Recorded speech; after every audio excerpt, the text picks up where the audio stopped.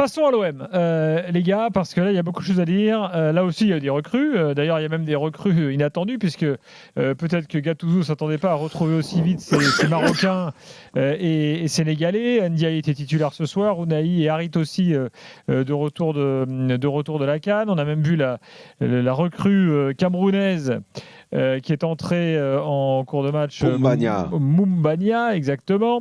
Mais effectivement, un seul tir cadré pour l'OM ce soir. C'est incroyable le peu d'occasions. Un seul tir cadré, mais ça veut pas dire qu'ils sont pas eu d'occasion, parce que j'imagine que dans les stats, c'est bien pour ça que ça m'énerve ces stats-là. C'est la balle que Piqué d'Aubameyang sortie en frappant sur la barre par Melton Miles, celle-là, elle compte pas dans les frappes cadrées. Non. Ouais, donc on arrête avec. Bon, bah donc c'est bidon. Donc ça sert à rien. Cette histoire de frappe cadrée, ça sert à rien. Parce que si ça rentre pas dedans, alors que c'est une occasion énormissime. Bon, non, mais bah ça voilà, rentre dans la stat occasion, Daniel. Ouais. Le truc des frappes stats cadrées, occasion. Tu vas regarder les stats c'est occasion. C'est bidon, les frappes cadrées, c'est bidon complet. Oublie les frappes cadrées non cadrées. On a vu un pauvre Marseille quand même. Voilà, globalement.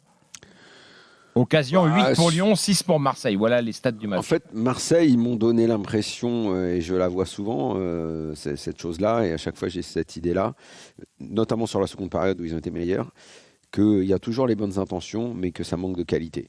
Ça manque de qualité. Et si ce soir, en plus, des joueurs comme Aubameyang, Harit sont discrets ou ratent des choses, bon, bah, l'OM ne va pas gagner. Hein. L'OM va pas gagner. Ounahi a été très présent, il a touché beaucoup de ballons, mais bon, il en perd beaucoup, il fait beaucoup de mauvais choix. Ounahi, ça reste quand même un mystère, quoi. C'est pas possible. Entre ce qu'on voit avec le Maroc et ce qu'on voit à l'OM, c'est pas le même joueur. Et moi, je reviens à ce que je disais tout à l'heure, hein. Le cirque de ce mercato, avec un tel doit partir, machin, et Klaus, si c'est pas bien comporté. Et donc, je signale quand même que Jonathan Klaus n'a pas débarré le match et qu'il a fait jouer un défenseur central arrière droit. Donc, je pense que c'est une décision politique. Bon, bah, qu'est-ce que ça a donné? À rien. Et dès que Klaus est rentré, bon, tout de suite, il y a eu de l'animation sur le côté droit, tout de suite, il y a eu des centres, tout de suite, il y a eu des combinaisons, et évidemment que c'était mieux.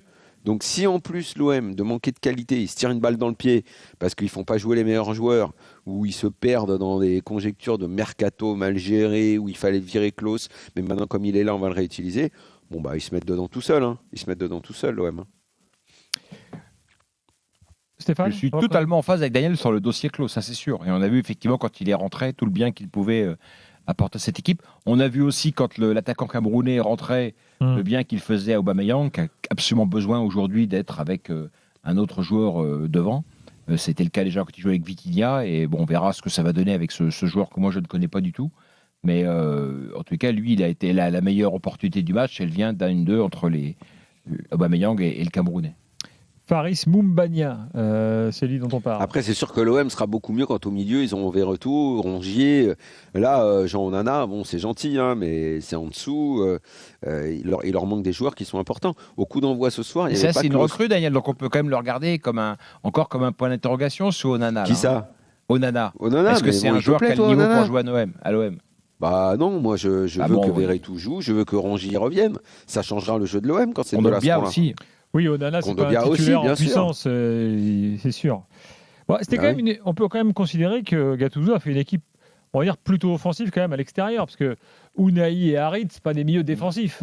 Donc finalement, tu te retrouves avec quand même 5 joueurs plutôt offensifs. Là, il y a une hype sur Luis Enrique. Bon. Oui. Voilà. Bah, pareil, c'est peut-être par défaut qu'il est là. Ouais, je me dis, bon... Je suis pas certain. Mais moi, je le trouve pas complètement nul par rapport à ce qu'on avait vu la première fois qu'il était arrivé, parce qu'il a fait tellement d'allers-retours qu'on sait plus bien. Mais quand il est arrivé, là, qu'il avait son petit surnom minable là de Mbappé Igno, là. Il a eu ce surnom-là, lui. Oui, je sais pas qui il avait. En plus, c'est pas moi. Hein. Moi qui ai l'habitude de donner des petits surnoms. Là, c'est pas moi. Je sais plus où j'avais lu ça. Je m'en délectais, certes, de ce surnom, Stéphane, mais c'est pas moi. Et je trouve pas si mauvais, quoi. Peut-être un peu brouillon, mais il a une vraie capacité d'accélération. Déjà dans le match d'avant, je n'avais pas trouvé que tout ce qu'il faisait était mauvais, quoi. Pour un type sur qui on comptait plus du tout. Bah là, il aurait pu faire jouer Correa, par exemple, qui est resté sur le banc. Mais non, arrête avec Correa. Il aime bien balancer des saucisses comme ça, Gilbert. Bah quoi c'est pour qui est sur le banc. Tu regardes qui est sur le banc. Bah, il y avait Ismaïla Sarr aussi sur le banc. Tu laisses tomber. Correa, avec la réserve, alors qu'il sort d'une très bonne canne, lui. Bon. Ouais.